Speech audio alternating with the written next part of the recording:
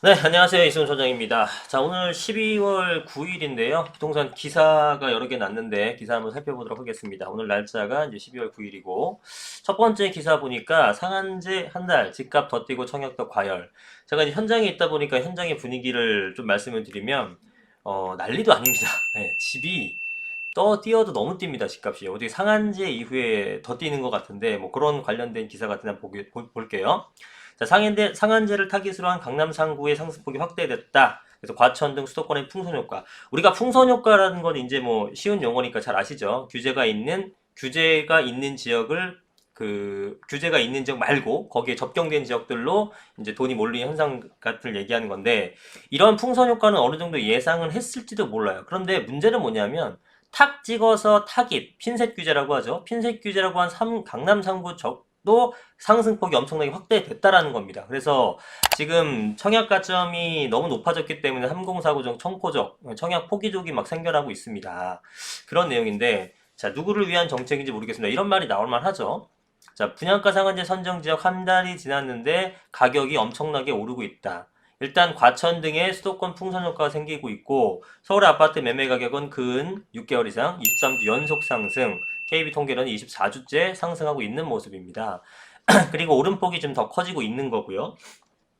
그래서 실제로 상승률 자체도 더 높아지고 있는 상황인 거고 강남 뿐만 아니라 안양 쪽, 분당 쪽, 하남, 광명 쪽, 과천 쪽, 경기도까지 조금 이름 있는 지역은 전부 다 가격이 상승하고 있는 모습을 보이고 있죠. 그래서 결국은 규제 발표로 집값만 올려놓지 않았느냐라고 생각하는 건데 분양가 상한제가 사실 효과를 발휘하기가 대단히 쉽지는 않죠. 이 분위기에서. 왜냐하면 근본적인 이 가격 상승의 문제는 이 청약으로 인해서 가격 상승하는 것이 아니거든요. 근데 청약을 잡는다고 해서 전체적인 집값이 잡히는 것 자체가 잘못된 오진이었고 거기에 대한 잘못된 진단을 내린 상태에서 해결하려고 하니까 답이 안 나오는 겁니다. 지금 보면 서초구에 분양한 리엘 신반포 센트러 같은 거는 평균 가점이 70입니다.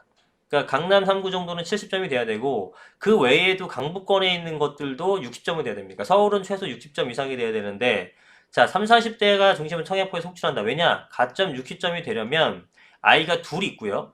무주택을 11년, 청약 통장을 15년 이상 돼야지만 이 정도 점수가 되는 거예요. 그 뜻은 뭐냐면 결혼하고 나서 아이 둘을 낳고 그때 10년 이상을 집이 없이 살아야 되는 거고요. 청약 통장은 미리 부어놔야 된다는 얘기죠.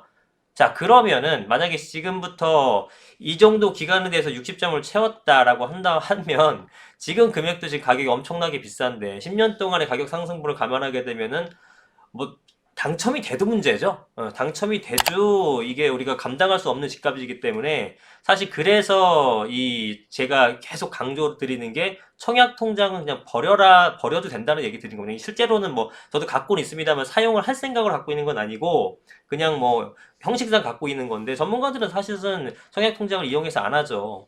일반 분양 받기도 힘들 뿐더러 조합원으로 들어가는 것이 훨씬 더 이득이기도 하거니와 실제로는 뭐 당첨 가능성이 워낙 없기 때문에. 근데 이제 여기서 그 기사에서 보시는 것처럼 문재인 대통령이 전국적으로 부동산 가격이 안정되고 있다라고 얘기했죠. 저도 이거 보면서 좀 실소를 금치 못했는데 가격이 난리도 아닙니다. 지금 너무 올라가지고 전체적인 평균으로 따지게 되면은 뭐 안 올랐을지도 몰라요. 왜 떨어진 지역도 있고 올라간 지역도 있습니까? 근데 그 편차가 어마어마하게 심하죠. 떨어지는 데는 훅훅 떨어지고 있고 저기 뭐 지금 조선업 같은 것들 좀 망가진 울산 라인이라든가 이쪽에 사실 그 집값이 별로 안 좋잖아요. 근데 서울에 있는 핵심 지역 같은 데서는 지금 엄청나게 뛰었는데 이거를 평균적인 데이터를 가지고 부동산 가격이 안정되어 있다 그러면 안 되죠. 떨어진 사람들은 떨어진 대로 지금 괴로운 거고 올라간 거는 매수자 입장에서 또 올라간 대로 괴로운 건데 그런 걸 짚어주지 못하고 전체적인 어떤 데이터가 평균적으로 안정되고 있다라고 표현하면은 이제 여기 표현대로 불난집에 기름을 부은 격이죠.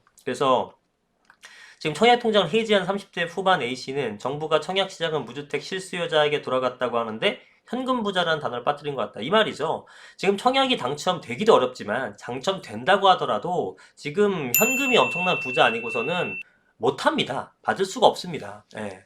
그래서 이런 청포자들이 늘고 있다라는 거예요. 근데 이때 그 김현미 장관이 뭐라고 했었냐면 부동산 시장을 안정하는 마지막 퍼지라고 강조했지만 사실은 어떻게 보면은 부동산 시장 급등화를 위한 시작을 단추를 끼운 느낌이죠. 그래서 이게 대단히 좀 어려운 상황이라고 보시면 될 것 같습니다.